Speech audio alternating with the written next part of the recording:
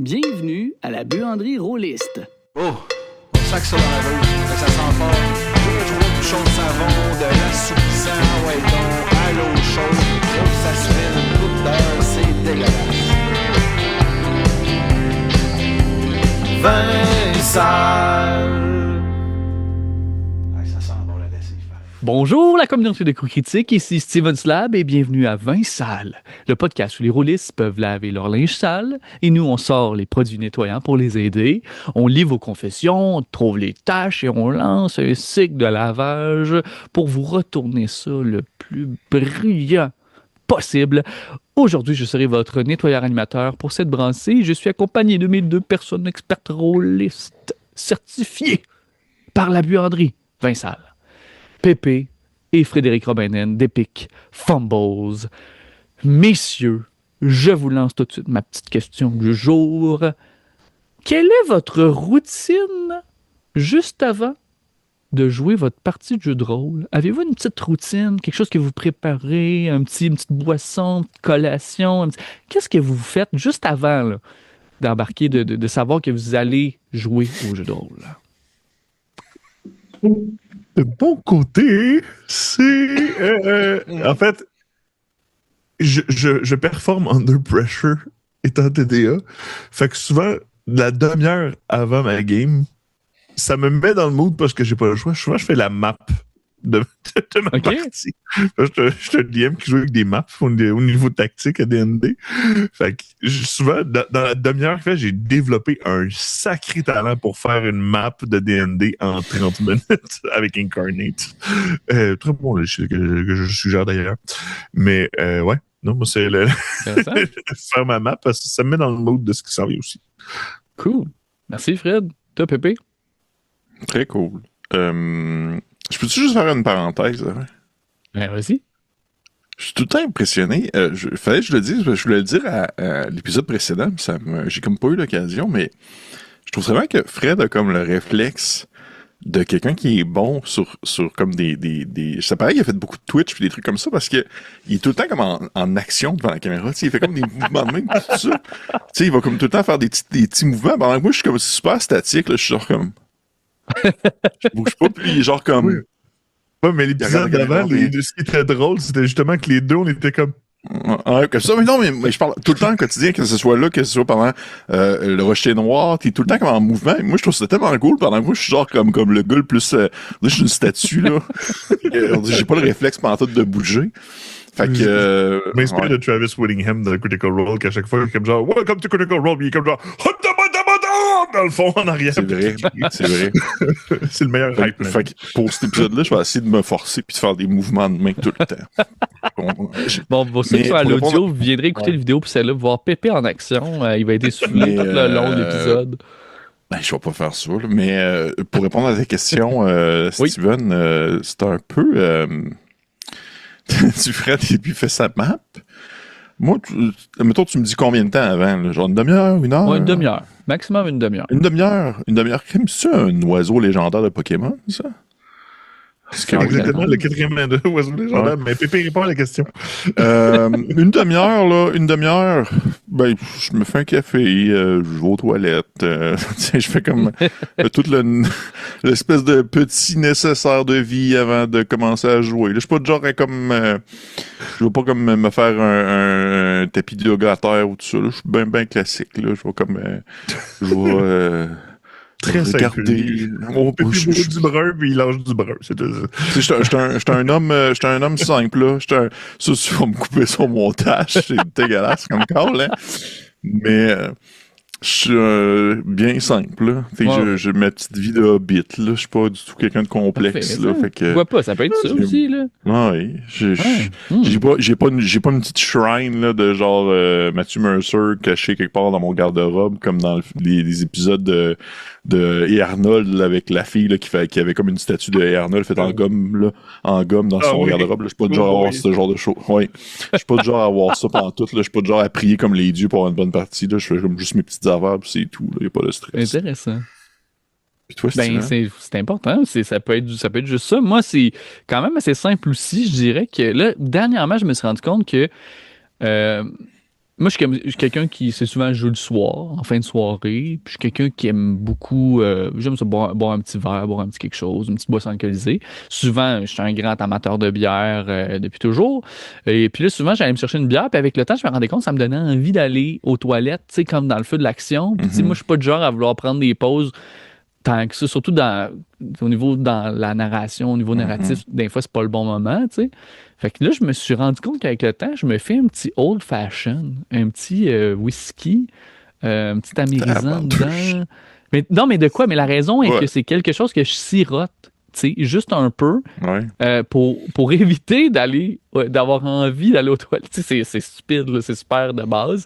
Mais je me suis rendu compte que je me prépare ça tranquillement. Je relis très, très peu de notes que j'ai, la partie d'avant, surtout si c'est dans une campagne, ce qui s'est passé la dernière fois. Puis, tu sais, je me mets mes petits éléments, mon ordinateur pour mes notes si j'en ai besoin, mes dés, tu sais, puis je me mets parce que j'accueille souvent les gens à la maison quand on joue. Fait qu'en plus, je prépare un peu la pièce dans laquelle on va jouer qui est pas dédiée à 100% pour ça. Mais des petites choses, mais ouais. Un petit old J'aimerais fashion. ça. J'aimerais savoir ton âge. Pour vrai, genre, c'est pire, c'est que, tu sais, au début, je faisais ça aussi, là, dans mes exemples, même les premiers temps, par exemple, de coups critiques, là, j'avais aussi mon petit verre, pis tout ça, mais genre, hey man, je vais boire un verre pendant une partie, puis je vais me sentir boursouflé, je vais me sentir comme gonflé, je vais me sentir mal, je vais faire comme, j'allais dormir. Fait que, là, j'ai passé cette époque, malheureusement. All right. Bon, ben, messieurs, êtes-vous prêts, là, à vous salir les mains, tandis qu'on a fait notre petite routine? Une bonne petite brassée. On se lance tout de suite avec la brassée de la journée. D'ailleurs, on vous invite à nous envoyer vos confessions via le lien de sondage que vous pouvez trouver dans la description de cette vidéo. Confession de Max, qui joue à D&D 5e édition. Salut, Max. Hello, Max. Bonjour l'équipe de Ils Vincent. sont super propres, Max. Oui, excuse-moi. On est une gang d'amis qui jouent ensemble depuis le secondaire. Pendant longtemps, on avait un Forever DM qui était reconnu pour être pas mal chanceux avec ses lancers de dés. En soi, c'était vraiment pas un problème parce que ça rendait les parties difficiles pour tout le monde de la même manière. Le problème est arrivé quand je l'ai détrôné pour prendre les rênes de la partie. Là, on peut voir un méchant déséquilibre entre lui, qui est devenu un joueur, et le reste du groupe, dont certains sont reconnus pour être particulièrement malchanceux. Il est toujours le point tournant dans les combats. Il peut gérer tout seul des monstres beaucoup trop forts pour lui, pendant que moi, qui suis pas spécialement chanceux non plus, j'essaie de faire ma job de MJ du mieux que je peux. Et grâce à ces gros jets, c'est pas rare que le guerrier en armure soit plus discret, que le voleur plus convaincant que le barde, et ainsi de suite. Vous comprenez le portrait. J'ai essayé de lui faire lancer des dés pour les monstres qu'il ciblait en pensant à rééquilibrer les choses, mais ça a trop bien fonctionné. Résultat, plusieurs morts de ses personnages et pas mal de mécontentement de sa part. En plus, il est superstitieux, il veut pas changer ses dés. J'ose encore croire qu'ils sont pas truqués, mais quand je lui en parle, ben, il sait pas quoi dire. T'sais. Bref, comment qu'on gère un gros débalancement de chance dans un groupe pour que tous les problèmes finissent par être gérés pour pas que tous les problèmes finissent par être gérés par la même personne? Que pensez-vous de cette situation-là qui, moi, je trouve que c'est un magnifique mystère. Qu'est-ce que vous en pensez? Il y a j'ai plein de questions, tu sais. Est-ce qu'on voit ces jets de dés? Est-ce que c'est à distance mais on voit pas ses jets de dés? Est-ce que quand il était meneur de jeu, il faisait juste lancer derrière son écran puis on voyait pas ses jets de dés? Est-ce que parce que on s'entend que dès qu'on commence à toucher comme ce qui concerne le hasard, je trouve ça difficile à se dire qu'il y a quoi que ce soit qu'on peut faire parce que j'ai pas le goût de justement déstabiliser ce hasard-là qui doit exister. Mais si, mettons, on me dit que genre il devient agressif si on commence à s'approcher de ses dés parce qu'il veut vraiment pas changer de dés parce que c'est vraiment ses dés chanceux, j'ai peut-être des questions à me poser, mais en même temps, je suis pas du genre à vouloir être parano, on s'entend. Mais lorsque c'est vraiment le hasard, je vois pas ce qu'on peut vraiment faire, du moins de mon point de vue très humble de gars qui ne va pas commencer à vouloir jouer à Dieu et à venir contrebalancer, je veux dire, les odds d'un point de vue qui viendrait comme briser la game au complet. Fait que, je ne saurais pas trop dire sur le moment, par exemple. Fred, je veux savoir ton avis. Ben avant, Fred, quand même spécifié pour PV, puis pour tout le monde ici, là, à Vincent, c'est pas indiqué si c'est brassé. que les gens voient les jets, mais moi, ce qui vient me confirmer que je pense que ça ne changerait rien qu'on les voit ou pas, c'est que quand c'est lui qui, la personne brasse aussi pour les monstres, il se tue lui-même, tu sais, fait que je pense, en tout cas, je vais laisser Fred en parler, mais je pense que ça importe peu si on voit les jets de dés, parce que dans le fond, il se finit par lui-même se nuire, tu sais. Fait que même s'il pourrait comme tricher un peu, si on pense ça au départ, ben il tricherait pas à l'inverse pour se tuer, tu sais. Puis il est mécontent de ça. Fait qu'en tout cas, Fred, qu'est-ce que t'en penses? Ouais, souvent, c'est que ça va venir affecter beaucoup de mécaniques de base du jeu. Dans le sens que si, mettons, les gens qui utilisent le brassage de stats, quand ils créent les personnages, puis que tu utilises le résultat roulé, cette personne-là vient être chanceux. Je suis quelqu'un qui a été dans beaucoup de parties et j'étais souvent la personne qui ne roulait pas bien dans cette situation-là. Et autant que j'ai été des fois dans certaines situations où j'ai pas eu une statistique en bas de 14. C'était complètement ridicule, alors que, je veux dire, oui, t'as beau être un aventurier ou quoi que ce soit, il y a une faiblesse, il y a quelque chose qui va, c'est quelque chose que j'ai réussi à embrasser avec le temps, mais d'avoir un genre que quelqu'un ait 14 dans une statistique au minimum dans sa vie, cet être-là est quasi parfait, là. Fait que d'avoir ça, je suis quelqu'un qui élimine beaucoup du hasard quand ça vient à être interjoueur. Dans le sens que dans D&D, j'utilise le Standards Array. Tout le monde a les mêmes stats. J'utilise beaucoup des systèmes où tout le monde a les mêmes chances sur le lent. Puis oui, après ça va être le résultat des dés. Ou est-ce que ça vient être le résultat, littéralement le hasard au niveau des 20, puis ça vient toujours à être différent. À Je Roll, il y a quelques semaines où ce que j'ai DMé, ils ont dépensé 12 piastres. 12 piastres dans le sens que 12 $, parce que à coût de 2 $, tu peux faire rebrasser le DM. J'ai crité tout ce nombre de fois-là sur le joueur. Sur les 6 jets, j'ai crité 4 ou 5 fois. Ce qui était, au niveau des probabilités, est complètement insane, complètement fou. Mais dans ce genre de situation-là, ça vient toujours à rouler autre ou pas. Mais du moins, le hasard, moi, je suis d'avis à ce que lorsque ça peut créer un sentiment contraint, je peux dire, ou négatif entre joueurs, que ça viendrait à affecter la table, moi, j'élimine tous les facteurs de random de la chose pour que tout le monde soit sur le même pied d'égalité puis start sur le même pied. Puis sauf que, pour citer une DM fort populaire qui est apparue sur Dimension 20 avec Jasmine Bellard, qui est The Bronze Girl sur les réseaux sociaux, quand que ce soit par rapport au min-maxing, dans le sens que quelqu'un qui sait comment optimiser son personnage puis savoir quoi faire dans X, Y, Z situation, si ça vient dans ce contexte-là, je vais la citer puis je vais dire « get good ». C'est tout. Apprends le jeu. Ouais. Ce que j'en comprends, là, c'est vraiment les jeux de dés, mais je suis absolument d'accord, par exemple, avec Fred sur minimiser le plus possible, on va dire, les jets de dés entre joueurs. Et même, je dirais, même à la conception de joueur aussi, je suis quand même, malgré tout l'amour que j'ai pour l'OSR, et vous le savez très bien, tout ce que j'ai pour l'amour pour on va dire, tout ce qui va être le table aléatoire et tout ça, j'ai quand même une espèce de petite tangente sur justement des caractéristiques de base qui sont prédéfinies, que les joueurs peuvent se disperser où ils veulent dans leurs caractéristiques, là, des chiffres de base qui sont prédéfinis.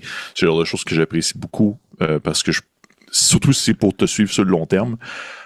Puis aussi minimiser, on va dire, les jets entre les joueurs également aussi pour être sûr de ne pas justement trop baser le tout sur le hasard. Mais effectivement, qu'à partir du moment où là, c'est vraiment en jeu, puis il y a juste le gars vraiment juste comme une chance incroyable, je vois pas qu'est-ce qu'on peut faire parce que personnellement, je me sentirais pas bien en tant que meneur de jeu à venir lui dire c'est trop bon comme résultat, relance s'il te plaît. Il y a comme pas de. Je vois pas de solution autre peut-être de se dire est-ce que son set. C'est possible. C'est possible que son set de dés ne soit pas bien balancé. Ça se pourrait, là. Je voulais vous amener là-dessus, messieurs. Si c'est toujours ce paquet de dés-là qu'il utilise, là, ouais. Ça se pourrait. C'est ce qui est indiqué. Fait que, moi, je dirais, parce que j'adore aussi vos réponses, je trouve qu'elles sont vraiment pertinentes. Là. Je pense si on avait ce morceau, un morceau comme ça, qu'on tu penses qu'il y a une tache, mais finalement, c'est pas une tache, il est fait comme ça, il est fait comme ça, le vêtement, tu sais. Fait c'est juste qu'on pensait que c'était ça, puis là, non, fait on fait rien, tu sais, on a beau le nettoyer, ça revient pareil. C'est le hasard, c'est ça, tu sais, des fois, ça nous surprend, le hasard. Mais là, mettons qu'on change un peu l'angle, puis on voit dans le fait que parfois, même avec des dés, c'est quelque chose qui peut arriver en usine, en fabrication, même dans des dés artisanaux, ça peut être quelque chose qui fait que c'est juste débalancé. Il y a un problème, tu sais. Puis sachant que c'est aussi récurrent depuis longtemps, à ce point-là, puis ça semble être toujours les mêmes dés parce qu'il est nommé dans la confession qui voulait, il ne veut pas changer ses dés, il est superstitieux. Donc là, on comprend que c'est les mêmes depuis longtemps, mais s'ils sont débalancés, puis ça affecte à ce point-là, ben moi j'ai aimé vraiment ce que Max propose, c'est-à-dire de lui dire, ben brasse aussi pour ce qui va être contre toi. Puis là, il y a un mécontentement, mais je peux comprendre, mais ça vient un peu nous, finalement, si je reprends mon vêtement qu'on pensait qu'il y avait une tache, finalement, on se rend compte, non, c'est vraiment une tache, finalement. C'est pas fait de même, le vêtement. Il y a vraiment quelque chose qui marche pas. Fait que s'ils sont débalancés, les dés, là, dans ce cas-là, j'ai de la misère à croire que c'est pas ça. L'hypothèse est quand même très, très, très plausible. Qu'est-ce que vous feriez dans ce cas-là? Non, vas-y, Fred, je vois Fred, il y a comme la bouche vas-y, Fred. les autres quoi. Non, vas-y. Ben, j'ai dit, tu peux pas avoir le beurre puis l'argent du beurre, là. Mais si t'es capable d'accepter le fait que, genre, OK, tu vas rouler pour les monstres, puis ça touche que ça fait que les monstres aussi ont vraiment beaucoup, ben, rendu là, t'as le choix, là. Soit que tu acceptes que les monstres vont te faire beaucoup de dégâts, ou tu changes de dé, tout simplement, puis au final, ça revient un peu plus comme balancé pour tout le monde, là. Tu sais, maintenant, t'as bien beau te plier pour pouvoir accepter des